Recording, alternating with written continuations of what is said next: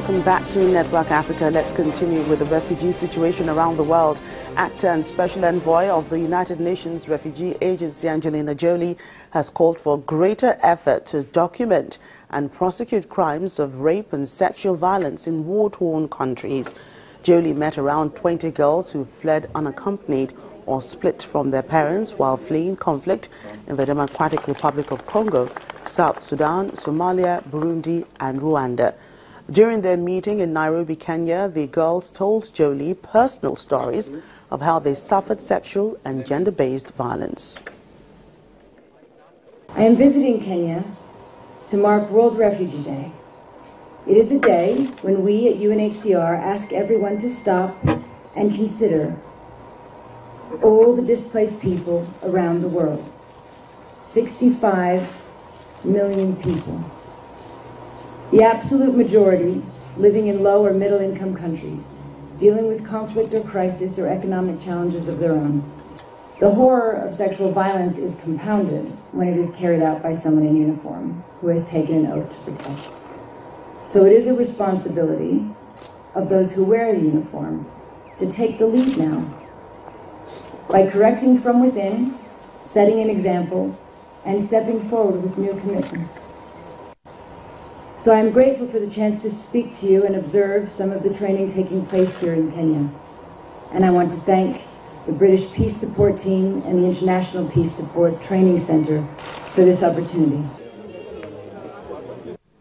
An ambush by Boko Haram insurgents has killed at least 2 people in the Damboa area of Borno State, northeast Nigeria. The State Commissioner of Police, Damien Chukwu, confirmed the incident. They were killed on Tuesday night after the gunmen attacked a convoy of travelers being escorted by armed soldiers. The ambush happened on the road which links the gates of Zambisa Forest to Damboa. The road had been closed for about 24 months after the militants captured towns and villages along its axis. It was only open for commercial motorists in February 2016.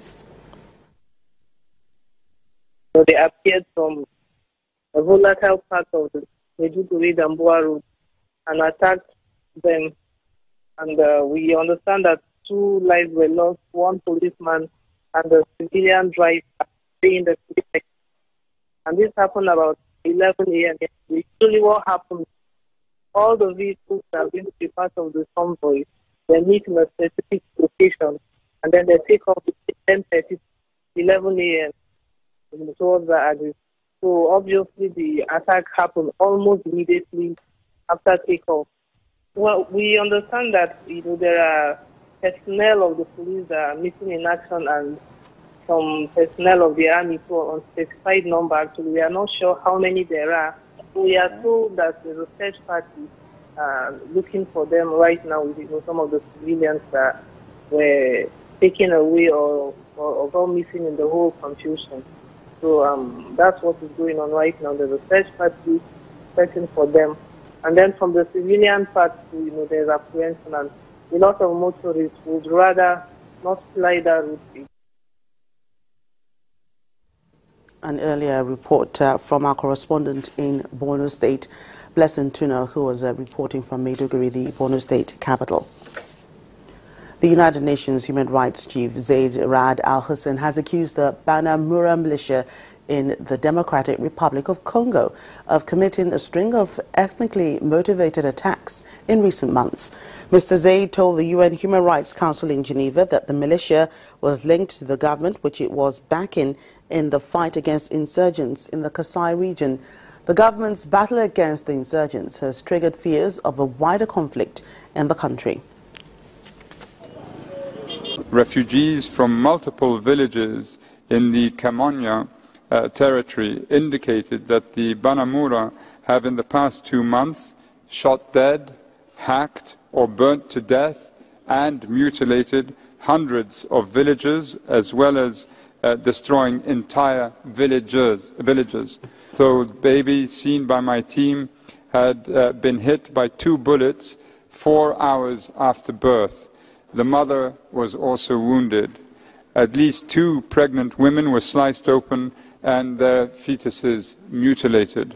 Victims also reported that members of local units of the Congolese army and police, as well as some tribal or some traditional chiefs, have accompanied some Banamura attacks and said some state agents are involved in arming and directing the militia. 42 mass graves have been documented by the Joint Human Rights Office in the Kasais.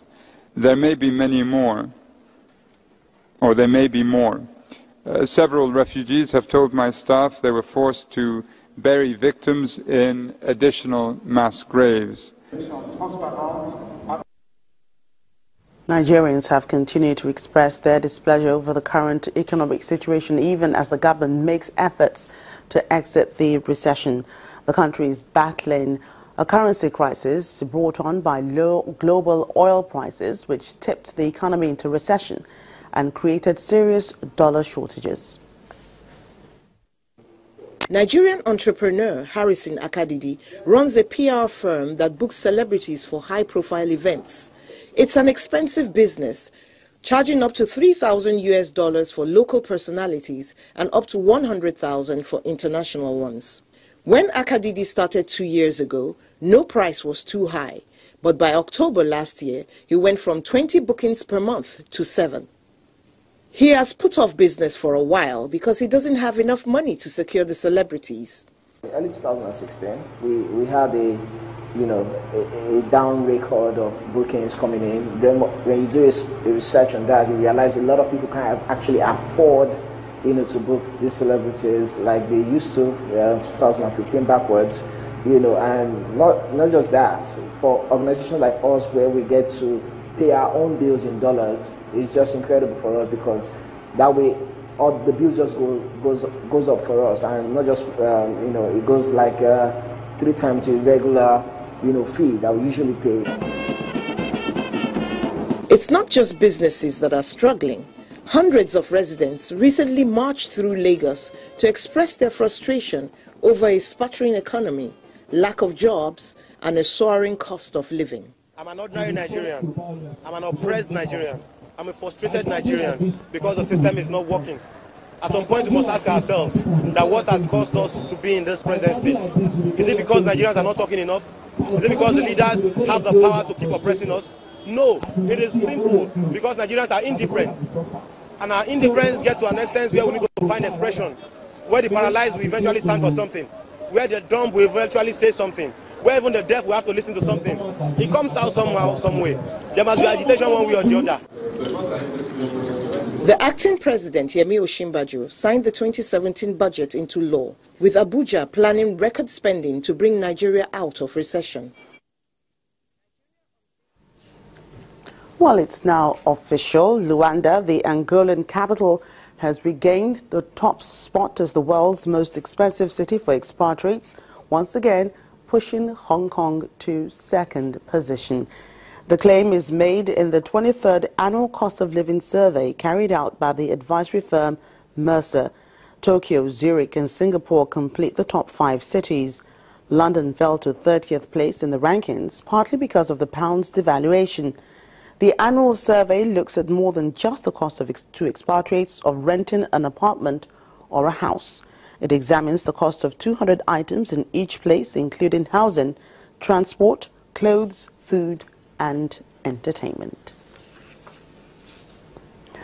Well, that's Network Africa. Thank you for watching. I'm Joke Rogers.